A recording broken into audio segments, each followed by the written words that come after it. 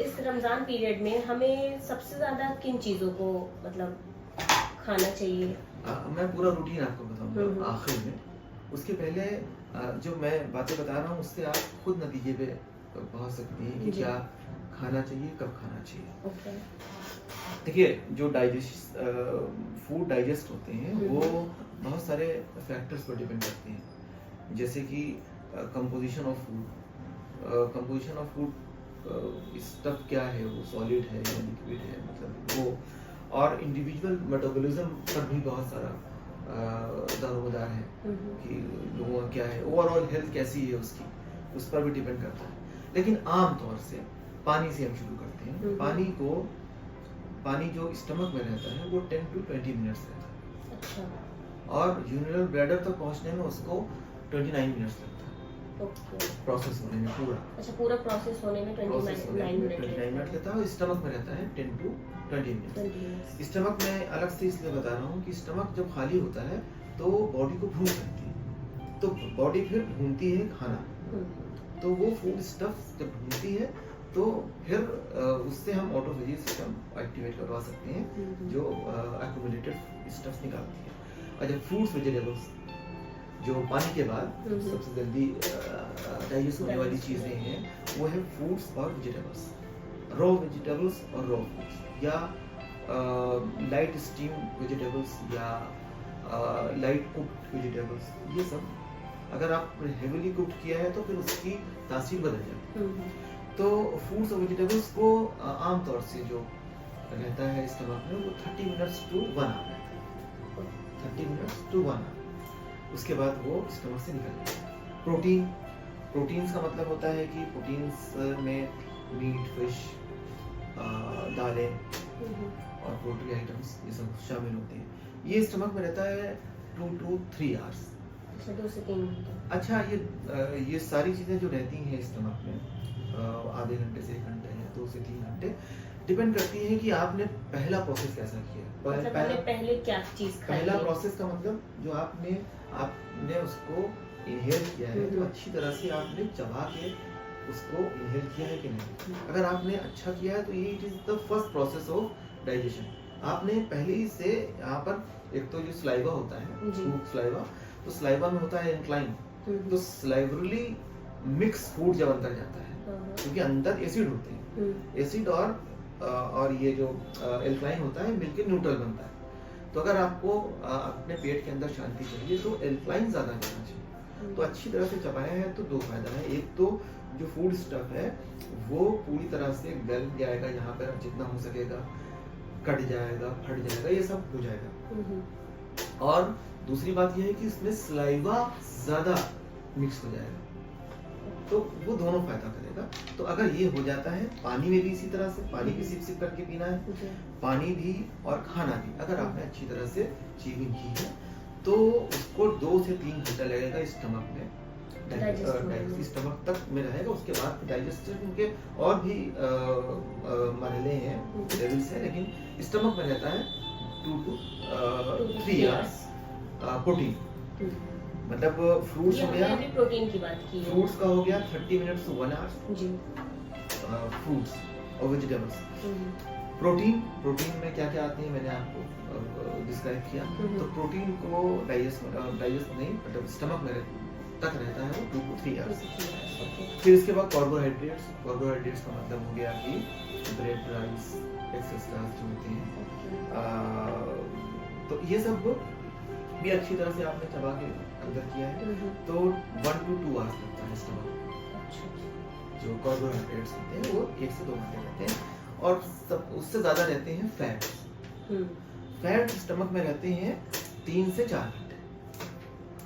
Stomach में रहेगा 3 से 4 घंटा, तो 3 से 4 घंटा। अब आपको ये जो सारी चीजें बताई हैं आपको, तो आपको समझ में आएगा कि आपको जब पेट खाली करना है तो वो अगर आप सहरी में जितना लाइट लेंगे, लेकिन ज्यादा लीजिए, कम मत लीजिए। मैं ये नहीं कहूँगा कि आप कम खाना खाइए, ज्यादा लीजिए, लेकिन जितना सहरी में आप लाइट लेंगे, आपने अगर सहरी में सिर्फ फ्रूट्स और वेजिटेबल्स ले लिया तो फिर आपका स्टमक 1 घंटे में मैक्सिमम खाली हो गया। अब उसको 1 घंटे बाद से इफ्तार के वक्त तक जो आप चाहती हैं कि ऑटोफेजी सिस्टम आपका एक्टिवेट हो, आपका मेटाबॉलिज्म बेहतर हो जाए, वो सब होना 1 घंटे बाद से शुरू हो जाएगा। आपने फैट लिया है तो ये काम जितनी जल्दी हम जो भी चीजें लेंगे उस जी। हिसाब से स्टार्ट हो आपने जाएगा। फैट भरपूर ले लिया है, चबा के भी नहीं खाया है उसको, तो फिर अगर सिर्फ अच्छी तरह से चबा के मिल जाए तो भी 3-4 घंटे लगेंगे। हाँ। और अगर आपने अच्छी तरह से उसको अंदर इनहेल नहीं किया है तो वो जो दांतों को काम करना था वो काम आंतों को करना पड़ेगा। बड़ा मुश्किल काम होता है, उसमें बहुत वक्त लगेगा। तो फिर ऑटोफेजी सिस्टम एक्टिवेट ही नहीं हो पाया, डकारें आती रहेंगी, गैस की परेशानी होती रहेगी, तो रमजान का कोई फायदा नहीं है। अगर आपका दिन शाम इफ्तार के वक्त तक अगर आपका पेट भरा भरा महसूस होता रहे तो आपका रमजान का मेडिकल बेनिफिट कुछ नहीं। मैं ये नहीं कहता कि आपको सवाब नहीं मिलेगा, मेडिकल बेनिफिट, हेल्थ बेनिफिट कुछ नहीं मिलेगा, बेनिफिट इससे हमें कुछ नहीं मिलेगा। तो आपको इस तरह कर सकते हैं।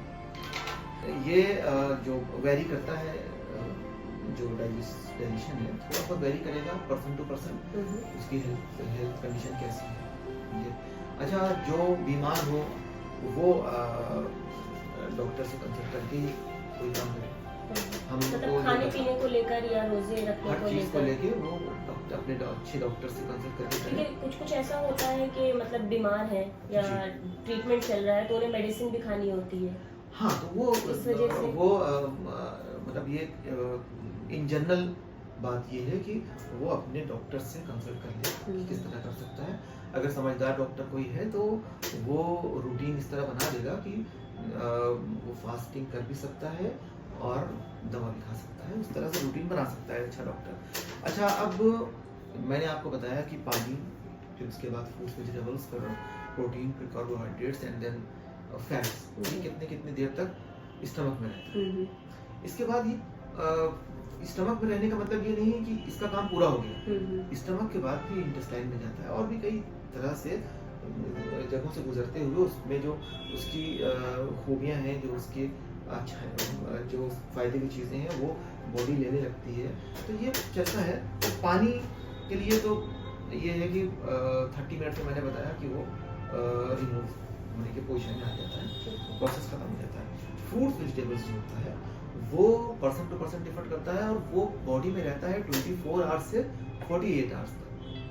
अच्छा, बॉडी में रहता है, लेकिन स्टमक में तो 1 घंटे में रिमूव हो गया, तो आपका वो काम तो हो गया। लेकिन मतलब कोई कंफ्यूजन किसी को ना हो, इसलिए मैं बता दूं कि वो बॉडी में 24 आवर्स से 48 आवर्स तक रहता है। प्रोटीन जो होता है उसको पूरी तरह से रिमूव होने में बॉडी से, मतलब उसके जो पार्टिकल्स यूजफुल है उसको लेते हुए, खून बनते हुए जो उसके चीज़ें बाहर निकलने तक 1 से 3 दिन तक लगता है। जो प्रोटीन होता है, कार्बोहाइड्रेट को भी 24 से 48 घंटे लगता है और फैट्स को 3 से 5 दिन तक लगता है। मतलब मिनिमम 3 दिन लगता है और मैक्सिमम 5 दिन फैट्स को पूरी तरह से बॉडी से रिमूव। ये सब चीजें मैंने सिर्फ इसलिए बताई कि कोई कंफ्यूजन ना हो कि मैंने बताया कि स्टमक में कोई प्रेशर है, स्टमक में इसलिए मैंने बताया कि स्टमक में जितनी देर तक है उसके बाद स्टमक खाने की का रिक्विजिशन देना शुरू कर देगा कि हमें खाने की जरूरत है। हम इनहेल नहीं करेंगे, भूख लगेगी, हमें भूख लगनी चाहिए रमजान में, भूख लगनी चाहिए, प्यास लगनी चाहिए।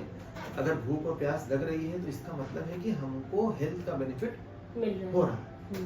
तो अब भूख लगनी शुरू हो गई, लेकिन स्टमक को कुछ खाना मिला नहीं, क्योंकि आप मजबूर हैं, अल्लाह का हुक्म है कि आपको रमज़ान के दरमियान दिन भर में कुछ नहीं खाना है।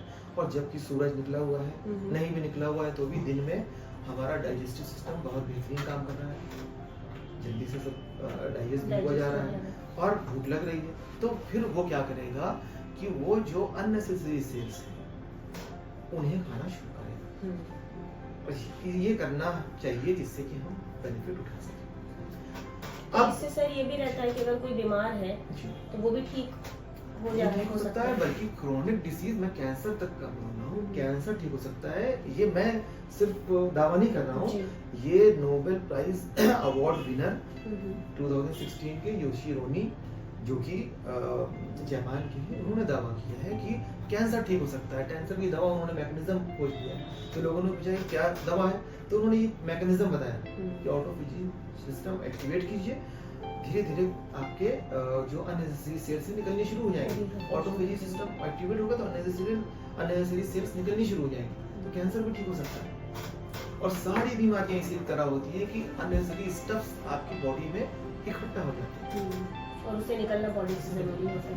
इस रमजान में जितने भी आर्टिफिशियल चीज़ें हैं, जैसे कि कैन फ्रूट जूस होते हैं और जो नई चीज़ें हैं जो कि डाइजेस्ट होती ही नहीं है, ये सब चीज़ें नहीं खानी चाहिए। जैसे कि पिज़्ज़ा बर्गर अवॉइड करना चाहिए, पास्ता अवॉइड करना चाहिए, ये सब चीज़ें अवॉइड करनी चाहिए, इससे ये डाइजेस्ट नहीं होता।